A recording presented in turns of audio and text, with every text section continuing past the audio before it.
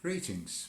It's amazing what comes to light when you start looking at the patterns of things and see how things are reversed, and everything is reversed. While I was in town yesterday, I've noticed before all these bright colour training shoes in day glow orange and fluorescent green, and what is this with this red shoes? Well, funny enough, this morning I had to download the Chris Rea song. I'll leave you to have a listen to that and see if you can work out what the line is, because it applies to everybody. But then I started to think about not just red shoes, but shoes in general, particularly when it comes to women's footwear. It's always been portrayed as the stiletto heels as being sexy and the desired look. But is it really a natural way to walk? And even more than that, the soles on your feet are out of contact with the earth. It's very significant because the outcome of this spiritual battle is the divine feminine is actually stronger than the divine male. So this is why women are oppressed more, because they don't want the women's intuition kicking in properly. That is what this fear is all about. It's the same with this Orwellian idea of cameras everywhere, spying on everybody, targeting individuals and the like. Yes, there is an aspect of that, but the real reason is, like any predatory animal, it is fearful of being discovered. And when it is fearful of something that can see right through it, it wants to keep an eye to keep away from that. So it's actually the other way round. They just turn the story round and feed it to you as fear, because fear feeds on fear. So these red shoes, let's have a think about this. What else is red? Your heart. And you've got two soles on your feet. So that's really your three souls together. That's what red shoes is really about. It's metaphorical. You see, it's an eye-catching colour anyway. So what it's actually doing is sending out a psychological message. You're drawn to people's footwear when they're in such a clashing or stark contrast to everything else that they're wearing. But you're missing looking at and considering about the earth beneath your feet. That's what you should really be focusing on, not somebody's footwear. But this is why this is always promoted as a fashion. It's like the Darwin theory. It's in reverse. There's always talk of people who have been attacked or had things thrown at them by these yetis and the like, and a lot of these people have said these creatures have toyed with them and seem to anticipate their move. Well, maybe they are more intelligent. Maybe that is what we should be evolving into.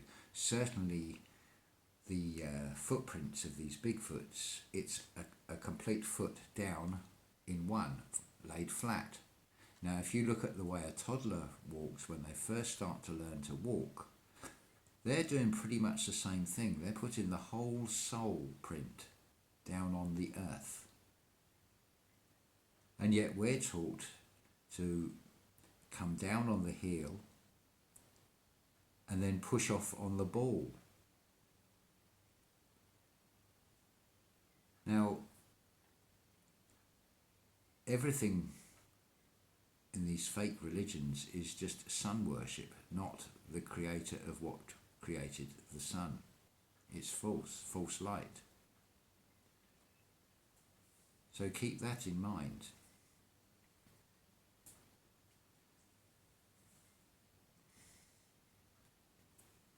Sorry, I've lost my train of thought.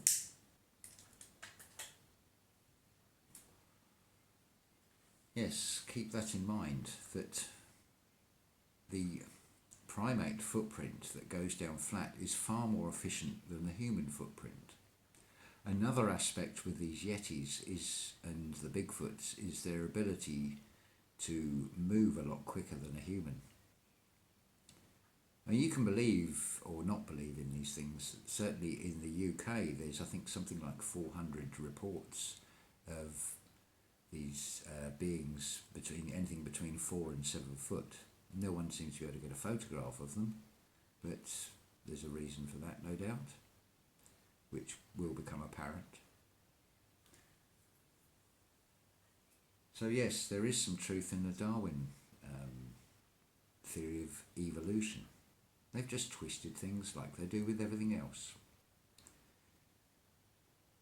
So instead of evolving the right way, it's an evilution, and they're making a monkey out of you by not telling you the truth about any of this.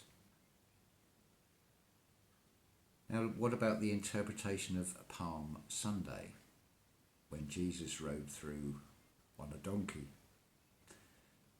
and palms were laid down? This is metaphorical. This is not a literal or historical story. Because if you believe that, that's what the donkey is symbolic of. It's made an ass out of all of you. Because again, it is just a twist on the truth. What are the palms? Well, they're the palms of your hand. They're as individual as a tree's rings. They tell your life story. And what can you hold in the palm of your hand? The seed of the Creator, the Son of God. That is what it is really saying, but the dark side have twisted it so you're looking for a singular being when it is in each and every one of you.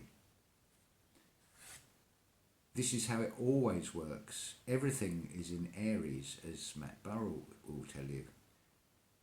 Documentaries, dictionaries, the secret of Aries, the secretaries that are writing the script. Then you have militaries, missionaries, and might explain why a lot of this thing keeps coming out about a certain number of Catholic priests. You have seminaries, you have mercenaries, there's loads more of these. Everything starts in Aries because this is all full sun worship. The dictionaries shape the world because we create from sound. Every time we speak, if we don't know how to spell, we cast a wrong spell by what we say. Going back to the red shoes, the stilettos, those really thin heels on women's shoes, break the word down. It's a tie to lower you. Although your foot is going up, everything is reversed. Up is down and down is up. It's taking your sole of your foot out of contact with Mother Earth. It is trying to break that connection. Also, I should imagine very difficult for some women to walk in. There's also the dark side twist, moving towards the pornography side of things, where a woman in high heels can't run. So the man being the predator, she's easy prey. So all these things that are shown to you as something that are good are the opposite. Same with haircuts. Think to yourself, what is the function of hair? Why does it grow on your head? It grows there for a reason. That's where your roots are. It's an antenna. As they found out in Vietnam, when the US Marines recruited scouts with a proven track record in tracking, who were a complete disaster. And as the elder tribesman told them, it's because you've given us regulation army haircuts. I mean, let's look at some of these hairstyles and things. It's all about ego and vanity. It is the complete opposite. You are trying to portray a false image of yourself. You're trying to give off, by having your hair in a certain style, well, it's just pure ego. But you're also cutting your tie with your spiritual self. This is why I don't cut my hair. I'm sure it works like a filter to keep negative energy out as well. It's something worth considering, for certain. So there is a few things to think about and see how everything is flipped over the opposite way. There is a new X-Files I've seen advertised as well. And every conceivable conspiracy theory is all contained in this. And it is put out there for one reason only, because a lot of people, especially on the truth-seeking side, are going to say, look, they're even putting it out in the film. It creates fear, because fear feeds on fear. Yes, they're going to put out controlled opposition. They always play more than one side. It's never black and white. It is always a mixture of the two. You've got to find the balance between the two and think, why is this information being released? What am I supposed to do with it? How is that going to make me react? Am I going to give energy to it and get angry over it?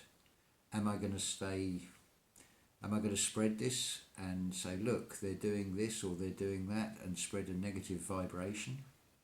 Because that's the opposite of what we want to be doing. We want to be raising the vibration up to the level we're already at. Now, something else very interesting, I think I'd suggest that you all have a go at this. Go and sit out in nature, and then close your eyes, and then meditate, focus on seeing all those plants and trees that you've just seen in their energy form. It will start to open up a telepathy where eventually you'll be able to communicate with every other living being.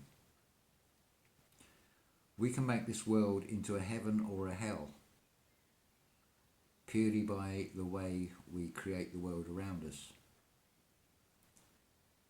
You always have the choice. You can allow yourself to be steered and dictated to by this control system, or you can start using the time while you're still in this control system to find out what you can for yourself. I can only guide you, but I can assure you it is definitely worthwhile doing. Look very closely at words. I mean, let's take the word bury. How are you seeing that? Are you seeing it as burying somebody because they have died, they have decayed? What about the other type of berry? What about the strawberry, the raspberry, the fruit? Would it not be better to be providing life by being buried with fruit rather than being buried because we've decayed, because we've given in and allowed this negative, when we can turn this round into something positive?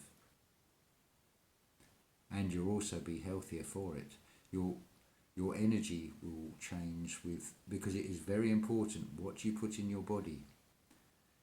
When it gets into the cells, when it is broken down and converted, you are what you eat. So if you're eating shit, then you will be shit. If you start eating healthily, you will give off a healthy aura, a magnetism that is also healthy. I hope that's helped some of you, and please do listen again. Share this if you agree with any of this. Comment in the anything you want to say. Challenge me as well. I welcome that. Thank you.